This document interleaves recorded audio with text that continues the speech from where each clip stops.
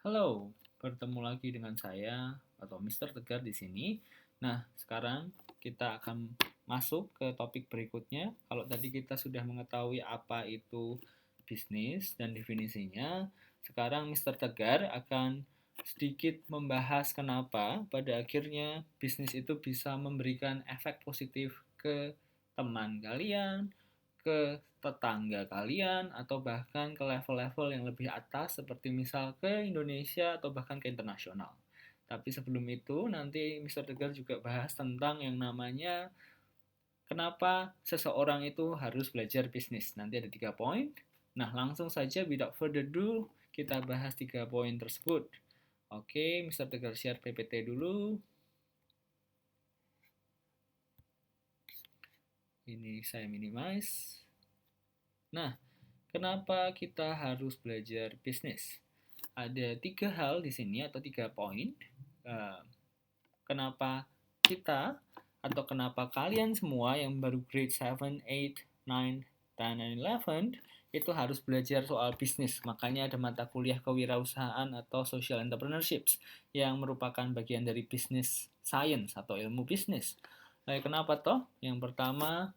Poin pertama adalah dengan belajar ilmu bisnis dan juga mengamati dinamika bisnis yang ada, teman-teman sekalian itu bisa tahu apakah saya itu bisa nggak toh untuk berbisnis ke depannya. Karena dengan belajar ilmu bisnis, kalian bisa tahu skill atau kemampuan apa yang harus dibutuhkan untuk menjadi seorang satu pebisnis atau kedua profesional CEO misal atau staff di sebuah perusahaan. Dan akhirnya kalian belajar, oh saya itu pendiam, tapi kok ternyata pebisnis-pebisnis tuh harus bisa presentasi ya. Maka dari itu kamu tahu bahwa kamu pendiam, tapi bisnis harus bisa presentasi, dan kamu masih kelas 7, kamu masih punya banyak waktu untuk mempersiapkan supaya apa? Supaya kamu bisa ke depannya, walaupun kamu pendiam, kamu bisa mempresentasikan atau menyampaikan idemu dengan bagus. Itu salah satu contohnya. Mengapa ini pada akhirnya penting? Karena kalau kamu belajar soal bisnis itu seperti wake up call gitu loh.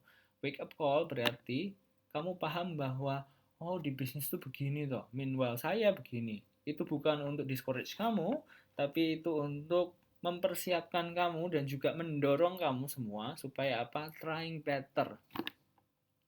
Ya, nggak semua orang di sini pasti suka berbisnis pada akhirnya. Tapi ada mungkin yang Pak atau Mister saya pengen jadi kerja di perusahaan yang misal kayak Gojek. Nah, dari sekarang kalau menurut Mister coba lihat Gojek itu seperti apa. Kemudian apa yang dibutuhkan. Mumpung masih muda loh. Coba cari apa atau requirement atau skill apa yang dibutuhkan untuk kerja di Gojek misal. Nah, nanti kamu bisa mempersiapkan dari sekarang. Ingat, preparing in advance is always better. Ya, masih kecil kok ya nggak apa-apa. Dari kecil sudah belajar bahwa kalian memang harus doing the best in your life. Kemudian nomor 2, dengan belajar bisnis, nanti kalian tahu di balik layar itu, misal ya, Mister menjual roti. Nanti kalau kalian belajar bisnis, kalian tahu bahwa oh untuk menjual roti itu nggak mudah ternyata ya. Ternyata di proses di baliknya itu tuh sangat panjang gitu. Nah, kalian kan terbiasa semua tinggal beli, kelihatannya gampang. Tapi kalian nggak tahu bahwa mungkin untuk memajang roti sari roti di Indomaret itu prosesnya panjang sekali. Karena roti sari roti itu nggak diproduksi di Jogja. Jadi produksinya di Jakarta atau mungkin di sekitaran Bekasi. Terus nanti kok bisa nyampe Jogja gimana? Nah, itu ada caranya. Dengan belajar bisnis, nanti kalian tahu proses-proses yang dibutuhkan supaya barang yang kamu produksi itu bisa sampai ke tangan orang yang pengen beli. Nah, Mister yakin pasti kalian sudah mulai merasakan betapa ini adalah proses yang kadang-kadang challenging, kadang-kadang melelahkan ya. Ada yang mencari penjahit sendiri, ada yang mencari pemasok kerdus sendiri gitu. Nah, untuk apa? Untuk supaya bahan-bahan atau produk kalian terlihat bagus toh. Nah, sekarang kalian tahu sebenarnya bahwa untuk memproduksi suatu produk yang bagus, termasuk di situ juga adalah visually appealing, itu tidak mudah. Nah, ini manfaat dari belajar bisnis. Kalian tidak cuma tahu bahwa produknya bagus, tapi in order to make the product the best in the market, you have to do certain things di balik layar. Kemudian yang paling terakhir, dengan belajar bisnis, kalian bisa tahu apa yang terjadi di balik layar. Tadi Mister sudah bilang soal itu. Nah, karena kalian tahu apa yang terjadi di balik layar, maka kalian menjadi konsumen yang lebih mempunyai informasi daripada teman-teman kalian gitu loh. Jadi well informed itu kan informasinya yang kita punya lebih banyak, well informed.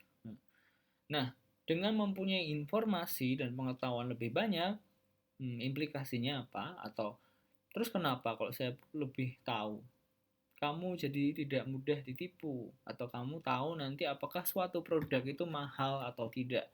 Contoh lagi, kalau kita bicara soal roti yang tadi, kalau misal kalian pernah membuat roti sendiri, maka kalian bisa agak menerka-nerka apakah sebuah roti ini kemahalan atau tidak. Tapi orang yang belum pernah membuat roti pasti taunya kayak ini 17.000 ya mungkin murah. Ya, padahal sebenarnya kalau kalian pernah buat roti sendiri, untuk sepotong 17.000 mungkin kemahalan. Lihat, maka kalau kamu pernah buat roti, misal tadi kamu nggak akan membeli roti yang mahal ini, tapi untuk orang yang belum pernah buat roti, pada akhirnya mereka akan membeli padahal rotinya jelas-jelas kemahalan. Nah, selain itu, dengan belajar bisnis, kalian tahu nanti bahwa pada saat kalian menjual produk atau misal membuka toko gitu, itu nanti ada efeknya ke masyarakat sekitar. Efeknya bukan cuma ke kamu sendiri, tapi juga ke masyarakat sekitar. Ingat kalau kamu misal buka tokonya sampai malam, tokonya ramai sekali, itu nanti pasti tetanggamu juga akan terganggu. Nah, itu efek negatif toh. Tapi misal efek positifnya karena tokomu ramai, misal kamu bukanya adalah toko besinya ramai. Orang yang beli di toko besi itu kan biasanya kalau toko besinya ramai kan antri.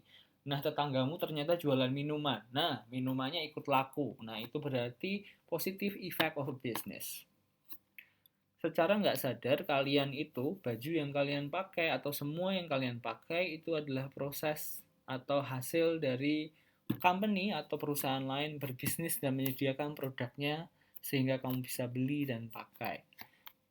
Mister kasih contoh ini, dalam satu gambar ini kita bisa lihat bahwa apa yang kamu pakai itu semuanya adalah business output atau produk-produk yang diproduksi oleh pebisnis. Contohnya ini, pada saat kamu belajar, kamu pakai lampu belajar. Ternyata lampu belajarnya itu desainnya di Eropa tapi dirakitnya di Indonesia. Oke, baru satu.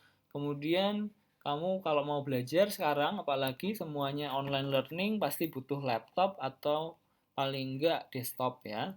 Nah, kebanyakan desktop atau laptop itu pasti dirakitnya di Cina.